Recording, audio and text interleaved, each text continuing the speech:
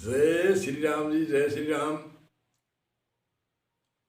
कहते हैं भीलनिंगी ऋषि मुनियों ने अलग अलग गाथा कही है, भक्तों की महिमा गाने वाले अलग अलग।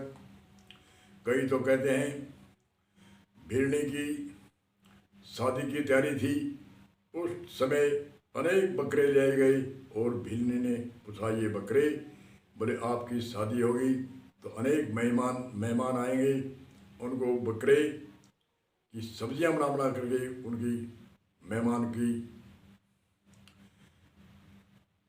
सेवा करेंगे। तो भीलनी के कहते हैं कि वो घृणा हुई और वो वन में चली गई, और जहाँ मतंग ऋषि और कई ऋषि रहते थे वहाँ चली गई। और कई कहते हैं एक शॉर्टकट में अलग अलग गाथा के रूप में है कि भीलनी बड़ी कुरूप थी कि उससे टाबर डरते थे, मनुष्य डरते थे। तो वो भीलनी के पिता है वो शादी सगाई करने के लिए कहीं जाता और देखने के लिए आता, वो दोबारा नहीं आता क्योंकि इतनी कुरूप थी। तो एक कोई बड़ा हो गया किसी भील का बालक, और भीलनी का पिता गया वहाँ पर। उसने कहा अभी मैं पुत्री देने आया हूँ, मेरी लड़की है। उस भील ने कहा कोई बात नहीं, तो लड़की देखो। बोल देखने क्या है, रिश्ता करना है, शादी कर लो, देखेंगे वापस आएंगे, इधर उधर गोते आएंगे, आपकी पुत्री है हमारे पुत्र है। तो उसने कहा शादी वहीं तय कर दी। और वो बारात लेकर आए, और हमारी प्रथा है भी घूंघट निकालना आदि। तो उसने दूल्हा, पुराने समय में पैदल यात्रा होती थी, पैदल पड़ाव लगाते थे, रास्ते में जाते और आते। तो आती शादी करने के बाद रास्ते में पड़ाव लगाया, तो बरातियों ने कहा भी लो पड़ाव लगाओ, यहाँ विश्राम करेंगे, भोजन करेंगे। पुराने समय में भोजन साथ में रखते थे, सूखा भोजन, और वहाँ बना लेते थे। आज के जैसे होटल नहीं थे, सुविधा नहीं थी। तो उसने भोजन पानी बनाया, और उस वर राजा ने कहा अरे आप दुल्हन है उसको जलपान करा के आओ। उसने उसका मुंह देखा तो उसने कई पुष्पसाट किया, अरे ये तो इससे बच्चे भी डरेंगे, पशु भी डरेंगे, इतनी भयंकर इतनी कोजी है, ये कैसे शादी हो गई। उसने गिराया, नीचे नीचे ऐसी चर्चा हुई। तो कहते हैं कि रात को नींद आई, पुराने समय में पैदल चलते थे, थके हुए होते थे, और दुल्हन भी थकी हुई थी भीलनी, और वह थकी हुई थी, सो गई। और सभी बरात और समेत दूल्हे सभी हो नींद आते ही वह सब चले गए, और भीलनी जागी, और जागी तो उसने देखा कोई नहीं है। तो उसने देखा कि हम क्या करेंगे घर जा करके, तेरी शादी होती नहीं है, तो बड़ी कुरूप है। तो कहते हैं वो वन में गई, तो वहाँ कई ऋषि रहते थे। ऋषि मतलब घरधारी, परिवारधारी ऋषि मुनि, जैसे वशिष्ठ जी थे, अत्रि ऋषि थे, अनसुईया के पति आदि आदि अनेक। कर्दम ऋषि के 9 कन्या थी, वह 9 ऋषियों को के साथ शादी कराई थी। और शादीशुदा ही जो ऋषि होते थे, वशिष्ठ जी के भी स्त्री थी। वशिष्ठ जी के कर्दम ऋषि ने एक कन्या उसको कन्यादान में दी थी, शादी करी। अनेक ऋषि थे, उसी तरह से वहाँ अनेक ऋषि रहते थे। वहाँ भी एक मतंग ऋषि रहता था। और भीलनी ने देखा कि मैं साधु महात्माओं की सेवा करूं, तो वो एक पेड़ के, जो बड़ा पेड़ था उसके 4-5 डाले थे, उसके बीच में सोती थी।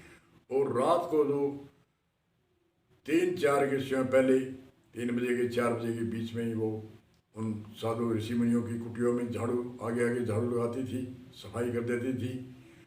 और कई एक दो कोई साधु महात्मा एक दिन उसको कोई जाग आई, तो उसको देखा। तो कई साधुओं ने, ऋषियों ने कहा अरे कौन है। बोले मैं तो एक अनाथ। क्या करती है। बोले यहाँ सफाई करती हूँ, आइंदे के लिए हमारी कुटिया के आगे आ गई, खबरदार है। तो मतंग ऋषि थे, उनके कुटिया में सफाई करती थी। तो मतंग ऋषि ने सोचा कि ये कौन है। उसने एक दिन नींद का नाटक कर गई, देखा तो वो रात को आई। तो उसने कहा, अभी मतंग ऋषि ने कहा कौन है। बोले मैं हूँ वो पैरों में हाथ जोड़ करके प्रणाम करने लगी। मतंग ऋषि ने कुछ स्टोरी सुनाई, ऐसे ऐसे कैसे भी सुनाई अपने पिता के घर की। मैं बड़ी कुरूप हूँ, मेरी शादी नहीं होती है, या बकरे वाली घटना बताई, या कोई भी घटना बताई, अपने परिवार की घटना बताई। तो मैं वन में रहती हूँ, मैं ऋषियों की सेवा के लिए तैयार हूँ। उसने कहा, अरे कहाँ रहती है, सोती कहाँ है? पर मैं एक पेड़ के ऊपर सोती हूँ। अरे बेटा, पेड़ के ऊपर तो आपको नींद आएगी तो गिर जाएगी तो मर जाएगी, और कोई सिंह वगैरह खा जाएंगे। और स्त्री जाति की है वो, अलग वन में अकेली फिरना भी अच्छा नहीं है। अनेक कोई आदमी फिरते हैं, कुछ भी फिरते हैं, राक्षस फिरते हैं। तो आप यहाँ कुटिया बनाओ, मेरे नज़दीक बना लो तो आपकी देखभाल होगी।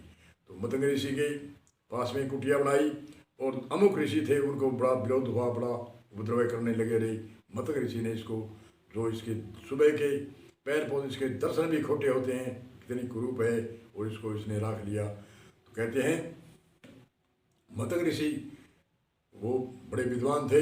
उसने कहा, ये आस्था है इसकी, बड़ी महान आस्था है, सेवा करती है। आप सेवा नहीं करने दो तो कोई बात नहीं, जहाँ जो कराता है उसकी सेवा करती है, झाड़ू का निकालती है।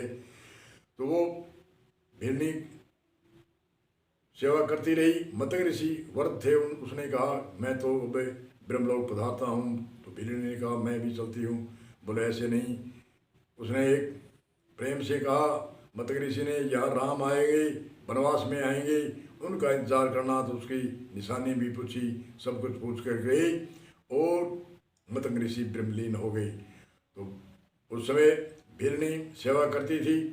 तो उसकी जहाँ एक तलावी थी, उस तलावी में वो तलावी के आसपास की झाड़ू बुहारी निकालती थी। रास्ते में पगडंडी, जो उस तलावी में जाने वाली पगडंडी थी, उसके कांटे साफ करती थी, झाड़ू निकालती थी।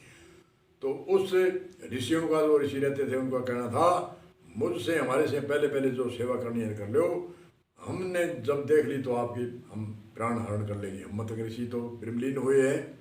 तो वो एक दिन कोई जल्दी गई, एक साधु ऋषि भी कोई जल्दी नहाने के लिए गया, और सामने मिली वो, और उसका पल्ला अड़ा, और उसने एक डंडा मारा। ऋषि ने, अरे तेरा दर्शन हो गई, अब मैं स्नान करने जा रहा हूँ। तो एक डंडा मारा सिर के ऊपर, तो भिरनी के रक्त की उनकी धार बही, परंतु भिरनी ने कुछ नहीं बोला, और वो तलावी थी वो रक्त की हो गई। तो आगे जा करके ऋषि देखता है, तलावी में तो रक्त, अब जल स्नान कैसे करे? तो सभी ऋषियों को जगाया, अरे देखो रे, आज बड़े खोटे दर्शन हुए हैं, भिरनी के दर्शन। हम सभी कहते हैं भी आप मत देना दर्शन मुझे, हमें ऋषियों को मत देना।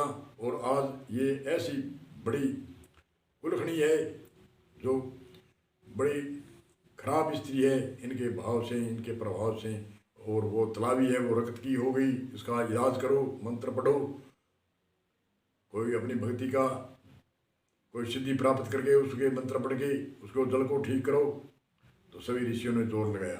अब आगे की कथा आगे कहते हैं, अब यही विराम देते हैं। बोलो जय श्री राम जी।